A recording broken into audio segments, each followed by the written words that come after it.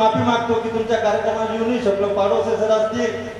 तसंच आता छानपणे जी 20-20 बॅटिंग केली असे भोई सर आणि आमचे उत्कृष्ट मार्गदर्शक लहानपणापासून ज्यांचं मार्गदर्शन घेत आलो असे विजय वाघ सर असतील, सोनवणे सर असतील, वंजारी सर असतील आणि आमचे सुमोद वाघ सर असतील, बापू साहेब ज्यांनी आपल्याला चांगलं मार्गदर्शन केले, उर्दू शाळेचे शिक्षक असतील आणि सर्वात महत्त्वाचं म्हणजे ज्यांच्या आशीर्वादाने ज्यांच्या कृपेने आपल्या संस्थेचा कारभार चांगल्या पद्धतीने चालला असे आपले अशोक बापू चौधरी असतील, त्यांनी आपल्या मध्ये उपस्थिती देऊन आपल्या कार्यक्रमाची शोभा वाढवली. सर तसं आज बघितलं तर अमावस्याचा दिवस आहे. आपण कोणत्याही कार्यक्रमाला जाताना किंवा येताना मुहूर्त पाहत असतो. फक्त दोनच लोक असे असतात आपल्या जीवनामध्ये की त्यांना भेटण्याची वेळ कधीच आपल्याला लागत नाही. ते म्हणजे मित्र आणि दुसरे म्हणजे गुरु. मित्राला आपण अर्ध्या रात्रीचं संकट आले तर आपल्यासाठी धावून येणारा जो असतो तो मित्र असतो आणि अर्ध्या रात्रीचा सल्ला देणारा असतो तो फक्त गुरु असतो.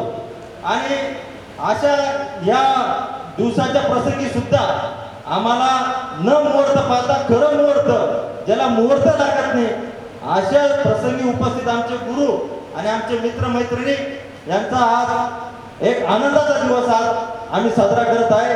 या कार्यक्रमासाठी जास्तीत जास्त ज्यांनी घडून आणला ते आमचे मित्र नंदकिशोर महाजन असतील. त्यांनी खऱ्या अर्थाने सर तो देश सेवक आहे, पण एखादी रिकामा माणूस सुद्धा एका रिकामा वेळ काढणार नाही आणि त्यांनी काढला आणि हा प्रसंग घडून आला. त्यासाठी तर त्याला साथ दिली आमचा संदेश निलेश. तसं पाहिलं तर प्रशांत चौधरीने खूप आम्हाला सहकार्य केलं. तसंच आमचे सविताताई नंतर पूनम शुभांगी यांनी हा 8-10 दिवस अगोदर येऊन तसं पाहिलं तर हा कार्यक्रम आम्ही आयोजित केला पाहिजे होता स्थानिक असताना, पण शेवटी आम्ही शेतकरी वर्ग आम्हाला काही कामं धामामुळे आम्ही तो वेळ नाही देऊ शकलो. म्हणून जे बाहेरून तो प्रसंग आमच्या जीवनामध्ये घडवला. खऱ्या अर्थाने मी त्यांचं कौतुक करतो. तुम्ही सर्व मिळून त्यांचं टाळ्या वाजून पहिले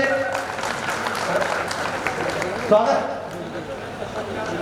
आम्ही जाताना नंदकिशोरचा सत्कार करणार आहे. तर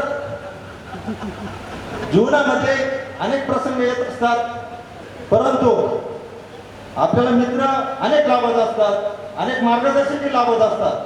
परंतु ज्यावेळेस आपल्या खऱ्या अर्थाने चांगला वाईट प्रसंग येतो त्यावेळेस आपल्या हक्काची बाजू मांडणारा जो असतो तो आपला बालपणाचा मित्र मैत्रीण असते. आपण कितीही सांगितलं, आपण खोटे जरी असलो ना तरी तो सांगतो नाही